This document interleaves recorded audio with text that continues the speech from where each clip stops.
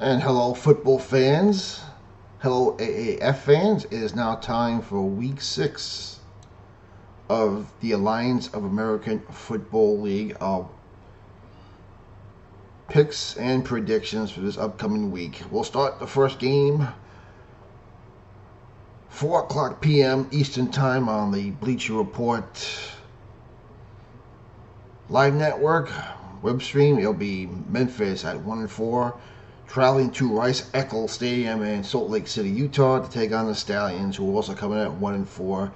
And in a nutshell, these two teams have pretty much mirrored each other, not just in records, but how things have gone and how they both play ball on both sides of the line. Memphis, we'll start with Memphis first. Their defense is still good. It's still hard-hitting defense, but last week, for whatever reason, it was a down week against the Atlanta Legends, a team I thought had pretty much zero offensive identity.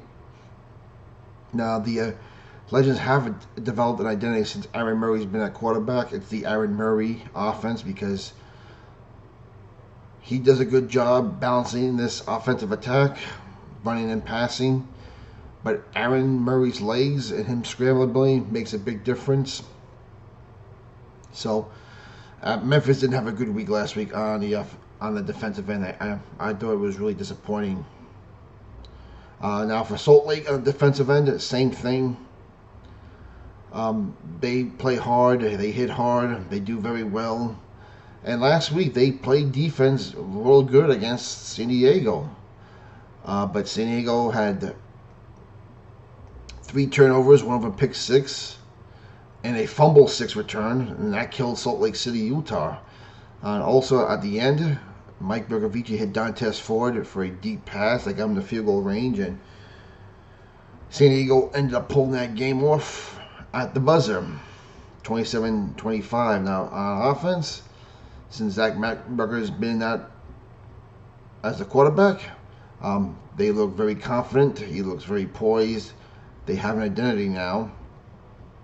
They can do both run and pass, and I still think they're a better running team than they are a passing team, but fortunately for them, the running backs do a good job coming out of the backfield and catching the ball also. And with the addition of their new field goal kicker, Austin McGinnis, they're actually not missing field goals no more. McGinnis has been I think he's been perfect so far. Now for the Salt Lake City offense, Josh Woodrum has been pretty solid at quarterback. He's a good game manager, just like Zach Mettenberger. And he did have his best week as far as passing yards go last week against San Diego. He had 380 yards, but the killer were those 3 interceptions by San Diego, of course, and he had the fumble 6 return that killed Salt Lake. So it seems like every week Salt Lake is doing just this much to lose a game. I mean, this team could easily be 4-1, if you ask me. And for the most part, Memphis, you can make the case they're going to be 2-2. Now, who am I going to take in this game? I'm taking Salt Lake just for the simple reason they're home. That's the only reason why I'm taking. Something's got to give. These two teams mirror each other. They're both 1-4. They both need a win. I'm going with Salt Lake only because they're the home team right now. But that doesn't mean Memphis can't win this game, because they certainly can win this game. These two teams pretty much mirror each other. I'm going to go with Salt Lake. I'm going to go 21-15 Salt Lake of this game. Now in the second game, the primetime game on Saturday night on the NFL Network, the Arizona Hotshots at 2-3 come in to Spectrum Stadium in Orlando at 5-0. The game time temperature will be about 80 degrees and showers. The game time temperature at Salt Lake will be 40 degrees and sunny, so weather should not be a problem for these two games on Saturday. Arizona has looked worse and worse since the first week. They started at 2-0, they're now at 2-3. And if you are the defensive coordinator for Arizona Hotshots, the last thing you want to do is take on the best offense in the league. And Orlando has the best offense in the league. Both these teams have good quarterbacks. John Wolford for Arizona, and Garrett Gilbert has been absolutely flawless with Orlando. He has not thrown an interception yet. He's lighting them up. And the Orlando offense can run, they could pass, they could do whatever they can to win, and they've done it in all types of weather: snow, rain, cold, and heat. They're doing it, and they're doing it very well. There has not been a defense that's come close to stopping this Orlando offense. San Antonio was able to put pressure on Gary Gilbert. It gave him some fits. But other than that, no defense in this league, including last week against Birmingham, where Birmingham's defense looked very human against this offense. Now Arizona also has an explosive offense. The problem is they just make too many mistakes. Wolford threw 3 picks last week, which cost them big time. One of them was a pick 6. They can run the ball. They've done a good job running the ball. Not consistent though, but they do. Rashad Ross is a good receiver, except that one bonehead mistake against the Legends when he gave them 2 points. But here's the problem with Arizona. They got no defense. I'm going to say it right now. They by far have the worst defense in the league. Teams have thrown on this team against Arizona at will. Teams have run against Arizona at will. Even the Atlanta Legends, who didn't have an offensive identity, I saw the Atlanta Legends run pretty good on this Arizona defense. I've seen many teams throw against this Arizona defense. In order to beat Orlando, you need to score, which is not a problem for Arizona. The problem is they can't stop anybody. And if you think you're going to throw that type of defense up against Orlando, you are nuts. This will be a high-scoring game. I like Orlando win this one, 38-19. I think Orlando will go 6-0. And if they win this game, you might as well punch them in as going to the Eastern Conference Final at home. They'll be 6-0 with 4 games left. I don't see anyone overtaking Orlando in the Eastern Conference. It would take a couple bad injuries on Orlando and a complete collapse for anyone to catch them. And with all these teams playing each other, I just don't see that happening. Now going to the Sunday games, 4 o'clock on the CBS Sports Network. We have a good one here. 3-2 San Antonio on their 4th straight road game, which is absolutely unfair. But they're 2-1 right now, have a chance to go 3-1. They're going to Georgia State Stadium against Atlanta. Game time temperature for this will be about 62 degrees and partly cloudy and some chance of rain. So weather will not be an issue here. The San Antonio offense is looking good right now. You could make the case they had the best trio of wide receivers. The Orlando fans may disagree with that. That's fine. They could run the ball with Kenny Farrell. They've done that also. And Logan Woodside, when he's not being dumb, is pretty good at quarterback. He is susceptible to the mistakes. He had 2 last week, despite the fact he threw for 300 yards almost. He had a fumble snap at the end of the half, which cost them points. Even though up 26-0, they almost blew that game. So that turnover was almost pretty big. And he also threw a interception deep in the red zone in the second half. When Logan Woodside is on, he is good. When he's bad, he looks terrible. And if San Antonio wants to win his division, he has to cut down his mistakes. Now for the San Antonio defense, they have the best pass rush in the league, I still think. The problem is, just about everyone can pass on this defense.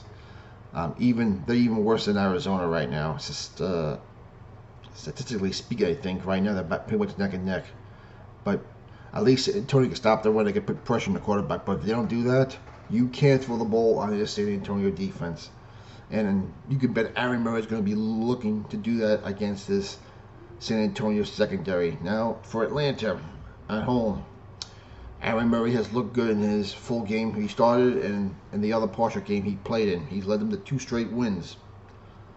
They look rejuvenated because he spends more time with the offense out there. His defense is much better rested and is looking pretty good right now. And that Atlanta defense is going to have their hands full with the San Antonio offense. They got some good receivers. Kenny Farrell, you can't ignore him. The best thing Atlanta can do is put pressure on Logan Woodside, make him mistakes, which he can do. He's thrown some bad picks. He's fumbled a lot of snaps too. And when he hit him, that ball can't come loose. But with all this being said, I think San Antonio's going to pull this out. This is going to be a close game. I think it's going to be a real good close game.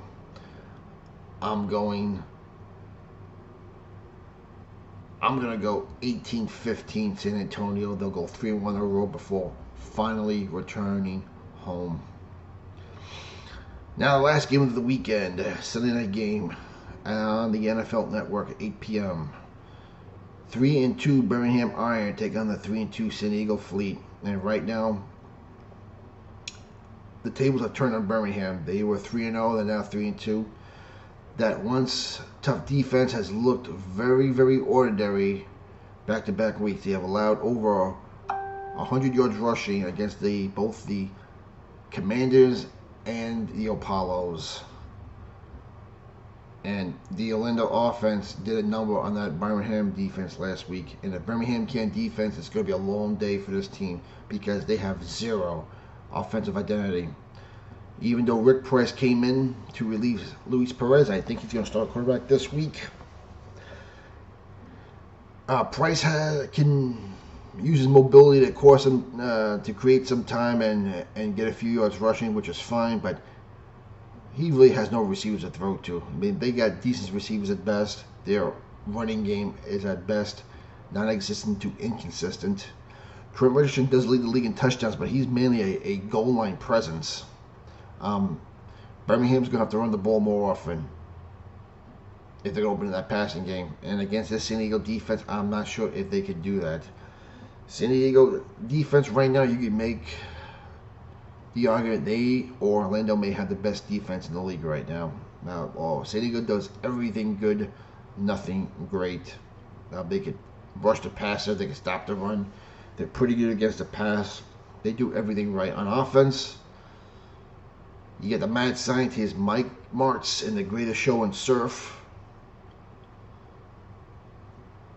If he watched the game films of these Birmingham Irons, they should be able to run the ball with Jaquan Gardner in that rushing attack.